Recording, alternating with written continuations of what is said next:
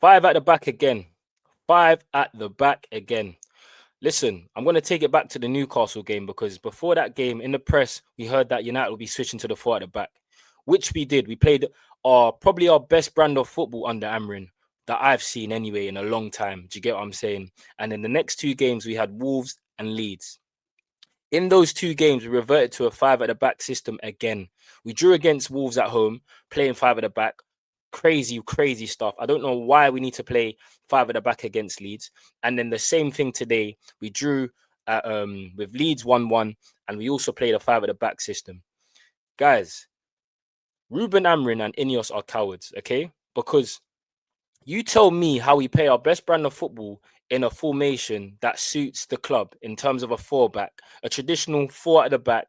We play attacking football. We look good on that eye. And then the very next game, after winning that match, by the way, we go to we play Wolves at home and we revert to a system that hasn't been working. And when I say a system that hasn't been working, because he's won 14 games out of 45 games this in his tenure at Man United in the Premier League, yeah. So he's won 13 games out of 44 in the five at the back system. But the time he did try to play four at the back, he won that game. So he's won 1 out of 1. He's gone 100% playing that formation, but we didn't see it again. It just don't make sense to me, honestly. Like even the lineup today, let's talk about the lineup because people are saying, well, what did he have available? I'm not hearing that excuse, okay? We knew at the start of the season and Burma and Ahmad were going to AFCON. That's something Ruben Amrin and Ineos should have planned for.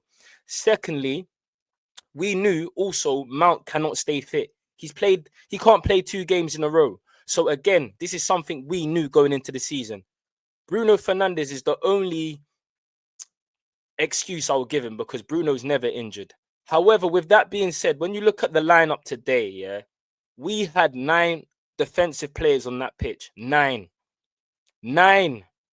I don't care who isn't available. This is the perfect time for a manager to give opportunity to a youngster like the Lacey of the world. And I'm not saying necessarily he should have been thrown in this game, but he could have been thrown into the game against Wolves. Okay? I've seen Sir Alex Ferguson do it. I've seen Oli do it. I've seen Mourinho do it. I've even seen Van Gaal do it. Okay? Ruben Amrin is a coward. We lined up with Euro, Heaven, Martinez, Shaw, Dalot, Dorgu, Casemiro, and Yogarte. People are going to say, what other things could he have played? Of course, he could have played something different, okay? He could have went with Sesko up front. He could have went with Cunha off the left. He could have went Xerxes in the middle as a number 10 and Dorgu on the right and Casemiro and Yogarte in midfield. And I wouldn't have said anything. The manager's a coward. And Ineos are cowards also for enabling this because there's people going to say progress because we're 5th place. Just watch us. Just watch us. For about up until Leeds scored their goal, we didn't look like scoring. We had one opportunity with Euro, I believe, in the first half from a corner, but Leeds were looking more likely. Okay, DCL Dominic Calvert-Lewin had had a header off the post before going into the second half, but it was so boring. I was falling asleep. Because again, there's nothing in terms of this Manchester United side, and it's like, if you're going to play with all these defenders, at least approach the game in attacking mindset. Do you know, it was so defensive. It was so boring. It was so pragmatic. It was so easy for Wolves to play against. Leeds to play against, sorry. I keep referring to Wolves because that game's still in my mind and it still haunts me to this day, the fact that we didn't win that game. But look, Leeds get their goal. Sorry, man. Leeds get their goal through a mistake that came through, I believe, Euro. Euro passed the ball to Dalot, and then Dalot, I don't know what he does with the ball. He slips up, he gives away the ball, and then Heaven's not too quick to it, and Aronson's in behind, and that's 1-0. Okay? Euro again, it's not that he was a mistake for this goal, but he has to be taken out the firing line, or the coach needs to tell him, stop allowing people on their stronger foot. Like all game, he was allowing people to come inside. We saw it last couple of weeks ago with Morgan Rogers coming inside. Euro has to do better. Like this meant to be a generational defender, and right now every 1v1 I'm scared. Do you get what I'm saying? Something's got to change there. He's got to change his body positioning. It's far too much. He's being caught having to turn his body, and then all of a sudden he's going to have to sprint again. His positioning right now when he's going into tackles isn't good enough.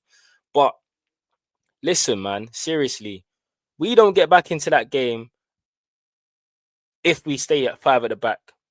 Xerxes comes on, okay, for Euro, which was a great sub, in my opinion. It should have been done at the start of the game. Euro didn't have to see this game. Euro could have been playing at right back, or Dorgu could have been playing at right back, and so and so. You could have put Lacey on in the Wolves game, and he could have played in a game like this today. But because the manager don't trust these players, it just hasn't happened. We get back into the game through Xerxes, who was probably our best player today. When he came on, he made a huge impact. He was linking play. He was finding Sesko. He was finding Cunha, and he managed to find Cunha. The keeper comes out, and Cunha just tucks it in safely. We could have won the game through Sesko when Shaw goes down the line and he crosses it in. He has to do better. And I want to talk on Sesko because I'm not going to lie, his performance today was very, very disappointing. Do you know what I'm saying? I feel like even in games where he hasn't scored, his all-round game has been good. But I don't really see that today. I feel like he was getting bullied off it by his countryman, Bivio, however you pronounce it. And it's quite worrying because he's still only got 2 goals. Do you get what I'm saying? And I know the manager is not playing to his strengths and his abilities, especially when you play Dorgu as a right 10, which is absolutely ridiculous. This guy was brought in as a left wing back. I know he's played right wing, but to play him as a right 10 is completely different because you find yourself in unfamiliar territory and in tight spaces. And that's not Dorgu's bread and butter. Dorgu's bread and butter is when he's able to have space and he's driving down the wing. Do you get what I'm saying? So again, I just feel like the manager, the way he sets up the team, it's not necessarily who has available, it's how he sets us up. Okay, you can still set us up in attacking way. I just alluded to with a 4 at the back system. We're playing a 4-2-3-1 with Xerxes behind Sesko. And then all of a sudden we can judge Sesko and Cunha differently because there's something to work with. Do you get what I'm saying? Right now, we're so easy to play against. We're so boring to watch. Like, I don't see where people keep saying there's progress in this because there isn't. Do you get what I'm saying? People are going to allude to the league table, but we shouldn't ever have been 15th last season. Do you get what I'm saying? We should never have been there. That's not a progression. Like we can't keep saying we're doing better now just because we're above 15th. No, watch us on a day-to-day basis. Watch us what our manager is doing and how he's setting us up. Okay? It's not good enough. It's not. We play a brand of football that is terrible. Okay, that doesn't look like it's going to change as well because the manager is so stubborn. He even said to in his press conferences that he would have done things differently 75% of the time at the start of his tenure, but he hasn't. Okay, because he's still persistent with the same things. He's still going 5 at the back. All right, he's still playing 2 DMs. He's still playing. He's not adding an extra midfielder. He's still playing players out of position. Do you get what I'm saying? This is something that we're going to keep going through constantly if we don't make a decision on this manager because it's not good enough. Okay, as simple as that. It's not about me having an agenda on him. It's just me wanting to see my club in a better position, playing attacking football. Okay, not necessarily winning every single game, but I want our approach to be the same in every single game. Okay, Ruben Amorim is ripping the principles from this club, and so is Ineos, and we need to call it out. The quicker these guys are gone, the quicker we move forward. Simple as that. You United fans, let me know about your thoughts on the game. You let me know if I'm being harsh. People are going to say, oh, we had these players out, these players out. I don't care. I keep saying we need to stop the excuses. We need to put stuff into perspective. And by that, like I said, Ahmad and Bowman and Mazzari, we all knew there was going during this time. Okay, we all knew Mount couldn't be fit. We just know these things. Only exception he has today is Bruno, but yet again, still, Xerxes scored last week. I know it wasn't his best performance, but he drops to the bench today and you play a defender in the number 10 positions.